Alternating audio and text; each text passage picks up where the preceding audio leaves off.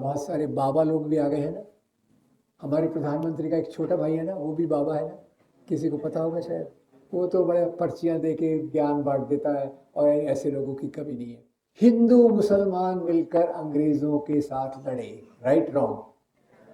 अंग्रेजों की सत्ता डगमगा गई, तो उन्होंने कहा अगर हमको यहाँ राज करना है तो कौन सी नीति लगाना पड़ेगा, डिवाइड एंड रूल। और डिवाइड एंड रूल के लिए उन्होंने जो इतिहास बताया उसमें राजा को उसके धर्म से जोड़ दिया। इतिहास एक प्रकार की राजनीति का जो धर्म के नाम पे चलती है। धर्म के नाम पे चलने वाली हर एक राजनीति, वो हिंदू धर्म के नाम पे हो, इस्लाम के नाम पे हो, बुद्धिज्म के नाम पे हो, क्रिश्चियनिटी के नाम पर हो, धर्म के नाम पे चलने वाली राजनीति हमेशा ऐसा इतिहास बताती है जिसमें दूसरे धर्म के लोगों के प्रति नफरत पैदा हो। अफजल खान आया शिवाजी को हराने, तो उसने अपना डेरा एक तंबू पे जमा लिया ऊपर पहाड़ पे, और शिवाजी को मैसेज भेजा कि भाई मैं ऐसे आया तो आपसे लड़ने हूँ, पर पहले हम बातचीत करके देखते हैं, अगर बातचीत से सुधर जाए मामला तो मैं नहीं लड़ूंगा।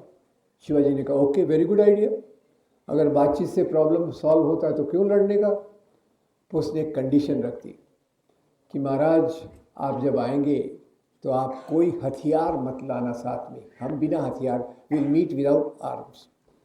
शिवाजी ने कहा नो प्रॉब्लम। तो शिवाजी अपने घोड़े पर बैठकर जा रहे थे, तो उनके पास उनकी तलवार नहीं थी। तो उनके एक बॉडीगार्ड ने देखा कि मेरा महाराज जा रहा है और उसके पास तलवार नहीं है, तो उन्होंने उनको पूछा महाराज आप कहाँ जा रहे हैं। बोले मैं अफजल खान को मिलने जा रहा हूँ। आपकी तलवार क्या है, कहाँ है।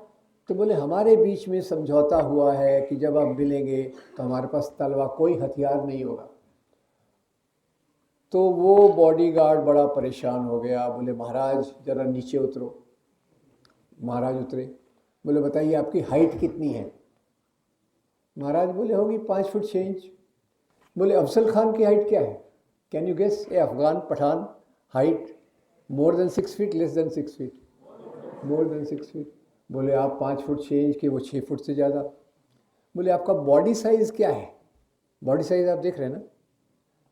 तो बॉडी साइज़ जैसे उसको मैं एक मॉडर्न लैंग्वेज में थोड़ा सा ट्रांसलेट कर देता हूँ कि मान लो आज शिवाजी महाराज हैं और हमको उनको रेडीमेड शर्ट गिफ्ट में करना है, तो कौन सी साइज़ का शर्ट गिफ्ट करेंगे, स्मॉल, मीडियम, लार्ज। मीडियम चलिए, आई एक्सेप्ट मीडियम।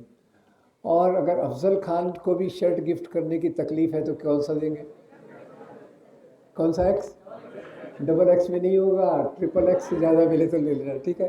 बोले महाराज वो हाइट में आपसे ज़्यादा, साइज़ में आपसे ज़्यादा, वो तो बिना हथियार के भी आपका मर्डर कर सकता है। भोले मत बनो, ये गुप्त हथियार साथ में लेकर जाओ। हिंदी में क्या कहते हैं इसको, वाघ नख। और इस जासूस का नाम, उनके बॉडीगार्ड का नाम था रुस्तमे जमान।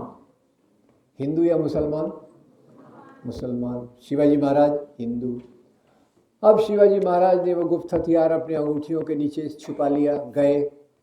अफजल खान वेट कर रहा था। दूर से जैसे ही शिवाजी दिखे वो चिल्लाया शिवा शिवा, और जाके उनके गर्दन पर हाथ रख दिया। शिवाजी महाराज तैयार थे, वाघ नख निकाला, उनके पेट में डाला, अफजल खान गिर गया। जैसे ही अफजल खान नीचे गिरा, अफजल खान का जो सचिव था उसने अपनी तलवार निकाली और शिवाजी महाराज को मारने की कोशिश की, और उस सचिव का नाम था कृष्णाजी भास्कर कुलकर्णी। तो शिवाजी महाराज का जासूस कौन है, बॉडीगार्ड कौन है, रुस्तमे जमान। और अफजल खान का सचिव कौन है। तो ये हिंदू मुसलमान की लड़ाई है कि राजाओं की लड़ाई है। तो राजाओं की लड़ाई को ये धर्म का रंग क्यों दिया गया। राजाओं की लड़ाई को धर्म का रंग दिया गया सबसे पहले अंग्रेज़ इतिहासकारों द्वारा। उसके पहले यहाँ की अगर थोड़ी सी बात बता दूँ, ये जनरल थोड़ा सा लॉजिक की बात भी है। भारत के इतिहास को कई तरीके से देखा गया है। सबसे पहले तो बता दूं कि महात्मा गांधी, भारत के राष्ट्रपिता, उन्होंने हिंद स्वराज नाम की एक किताब में लिखा कि भारत में हिंदू भी रहते हैं, मुसलमान भी रहते हैं, मेल जोल से रहते हैं। और इसी बात को आगे ले जाकर उनके शिष्य जवाहरलाल नेहरू ने कहा कि भारत में जो है ये एक पैलिम्सेट की तरह है, पैलिम्सेट यानी एक स्लेट जिसमें अलग अलग सभ्यता, संस्कृति, धर्मों की परतें, different religions, cultures and others kept coming, और जो नई परत आती थी, न्यू लेयर, ये पुरानी परत को डिस्ट्रॉय नहीं करती थी, ये उसके साथ मिलजुल के अपने आप को विकसित करती थी। तो सभ्यता, संस्कृति, साहित्य, कला कैसे विकसित होती है? मेल जोल से। और इसीलिए जवाहरलाल नेहरू ने जो शब्द को ज़्यादा उपयोग किया वो था गंगा जमनी तहजीब।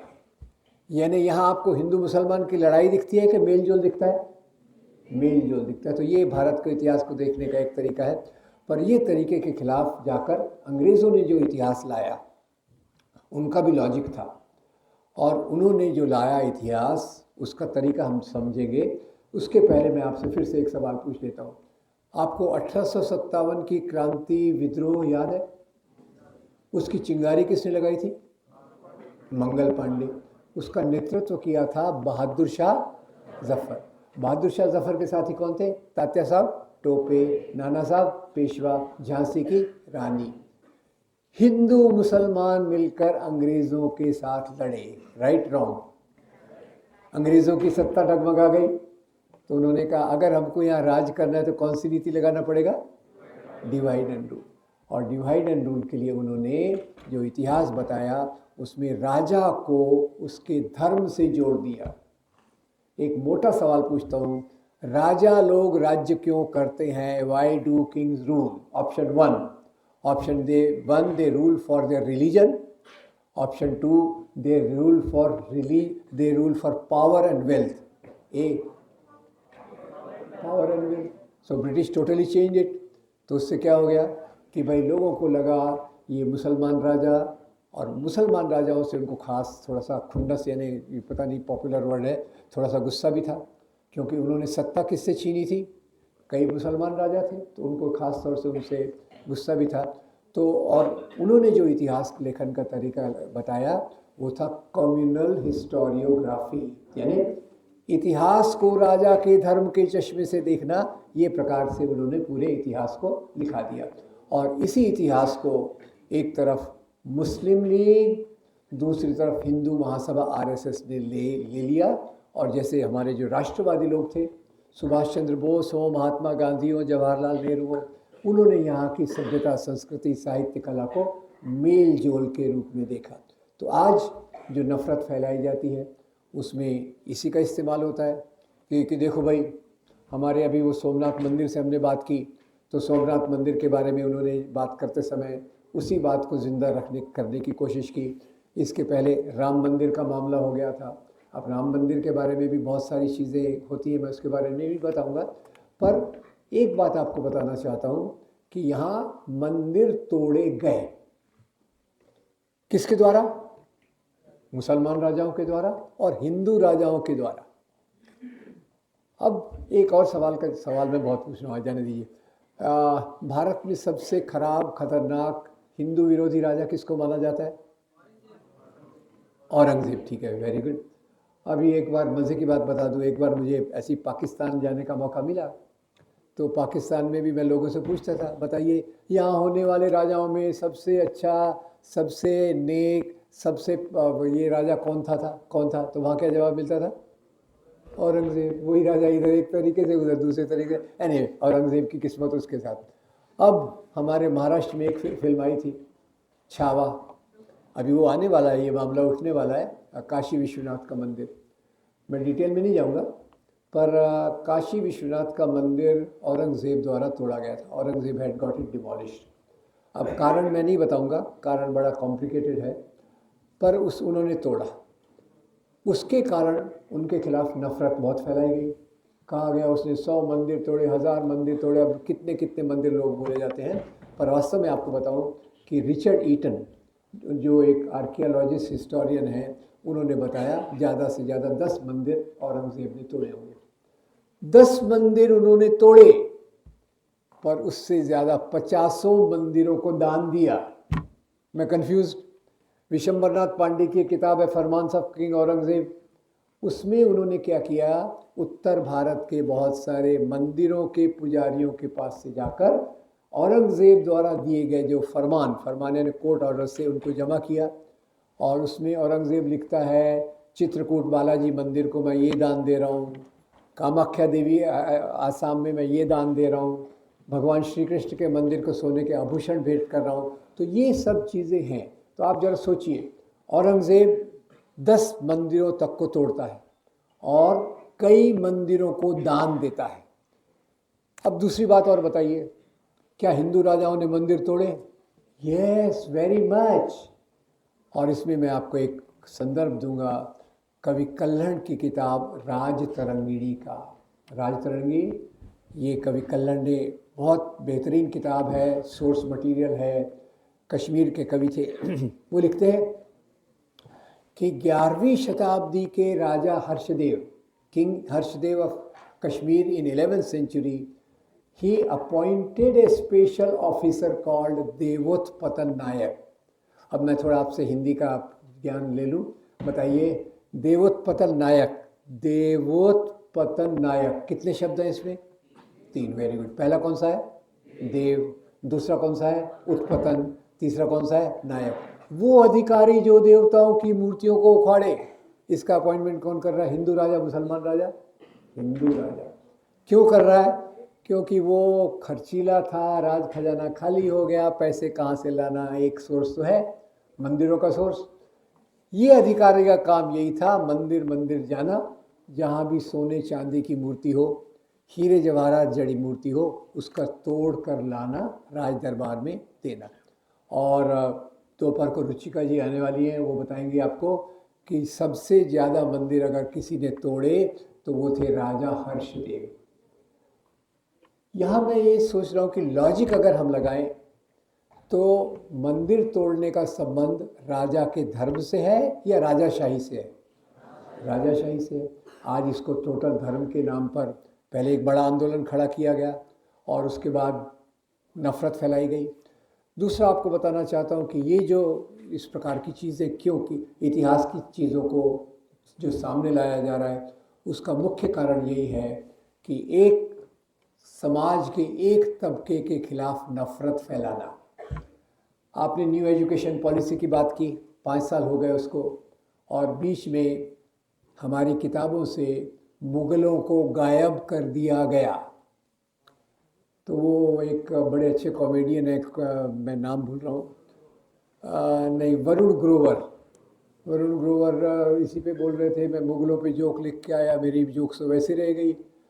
तो बोले अभी कोई आएगा पूछेगा ये ताजमहल किसने बनाया, तो मुग़ल का नाम तो ले नहीं सकते, तो बोलना पड़ेगा वो कोई श्रीवास्तव साहब थे, इंजीनियर, उन्होंने बनवाया था। वेरी गुड, ये उनका ही बनाया हुआ एक जोक है। तो ठीक है, मुग़ल गायब हो गए।